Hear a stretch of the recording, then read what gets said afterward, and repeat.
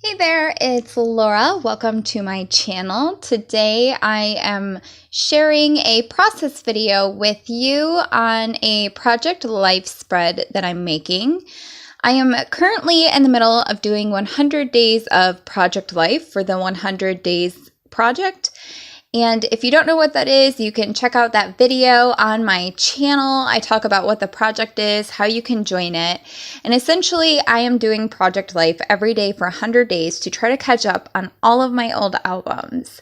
So sitting in front of me right now, I have my 2016 album, and I'm currently working through July, I think. Maybe this is June, actually. And I am just trying to get everything in the album and done. So my whole goal with this page was to make it super easy and quick. And you could tell I mess around with what cards I'm going to put down on the page quite a bit. But I started by putting all my photos in the pockets that I thought I wanted them to go on. And on the left page, I have like scenes from my craft room and some projects I was working on with dried flowers and sending out some birthday mail. And then on my right-hand side, I was documenting my journey with yoga that year, and then also a new tattoo that I had gotten with the phases of the moon on the inside of my arm. So I kind of divided it up that way, and I like how everything's kind of really simple on this page, and I thought I could take the bright pink from the middle flower down on that bottom left-hand photo, and I could mirror that by putting that bright pink adjacent over on the right upper hand side with that Project Life card there. So I flipped through a lot of Project Life cards, but I eventually decided I was going to use that Celebrate cards, and that also works really great because getting a tattoo is a little moment, working on yoga every day is a little moment, being in my craft room is a little moment. But all those moments together are something to celebrate because they make up my life and they are things that I love. And I also flipped through a ton of cards to choose that Now card for my journaling that I will be doing. But I think it was a good choice, and I'm glad I chose that one in the end. And I kind of mess around with some embellishments and which pen I'm going to use for journaling. So you could see I have a little pad of Post-its there off to the side, and I take all of my different pens and markers that I'm considering journaling with, and I just kind of scribble with them and do some doodles and overlap that with my page so I can see how the thickness or the color of a certain pen will look on that page. And I think I end up going with all black text when I do my journaling here. Again, going through more embellishments, not really sure what I'm going to use. I have a transparency there that says, "Hey, beautiful." I don't think that ends up making it down onto the page. And I also have a little flare button there with a heart on it. That doesn't make it onto the page. But finally, I grabbed this larger flare button that says Fierce on it, and I really love that one. And that one does make it onto my final page. And I love how it takes the pink from the top of that page and kind of puts it down on the bottom, since the three photos on the right-hand side of the page have very little color going on in them. So that flare button is a good little pop of the pink. And I left this part in even though it is boring because I think it's great for you to know how I actually put these pages together. So I hate the look of just having back-to-back journaling cards in my pockets. I hate being able to see the next page's cards showing through. I think it looks messy, and for some reason it bothers me. So what I do is I actually use a tape runner, and I adhere all of my photos and journaling cards back to back. And then I trim any of the excess off so that when you're looking at one page's spread, you don't see the back of the next page's journaling cards or photos peeking through.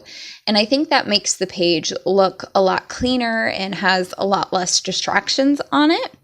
So stuff like that is kind of boring to watch in videos, but I think it's important because it adds to the overall look that that person has at the end. And so if you're wondering like how a page looks so clean, it's important to know those little tricks or things that people do in order to achieve that, if that's what you're going for too. And here I am doing one of my favorite Ellie Edwards techniques, and I'm writing on a photograph.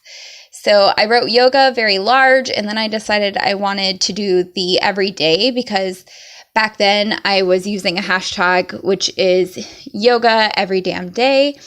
And then the page looked kind of lopsided, so I put doing yoga every day and just made the text go all the way vertical up the side of that photograph there.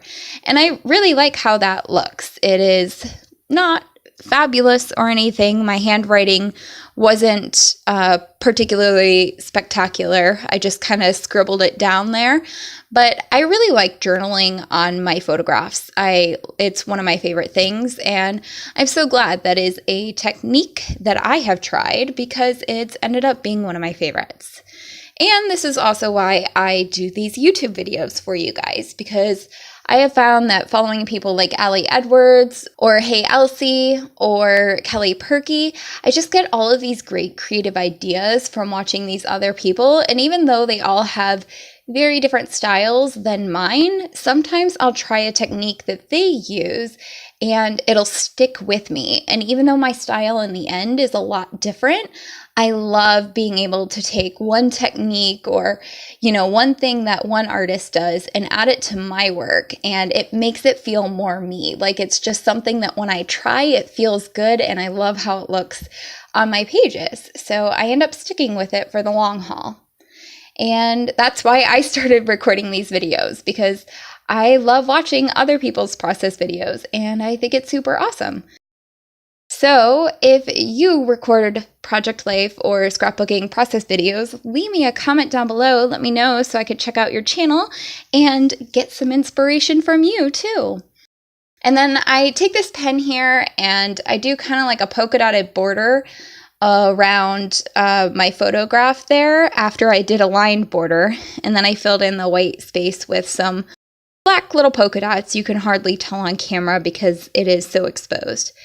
But I did my journaling there on both sides of the page, and I underlined my journaling after I journaled, and that's about it. I add an enamel dot or two. They're actually enamel hearts. And I don't think I actually love the second one that I end up putting there right next to my face, but that's okay. I can go back and take it off later, or I can, just let it be there and accept that not every page is perfectly balanced. So yeah, that's about it. This wraps up this process video here. I hope you're feeling inspired to go out and do some memory keeping today. If you liked this video, please give it a thumbs up, leave me a comment below, and subscribe to my channel if you want to see all of the other memory keeping DIY and fun stuff that I share. Bye!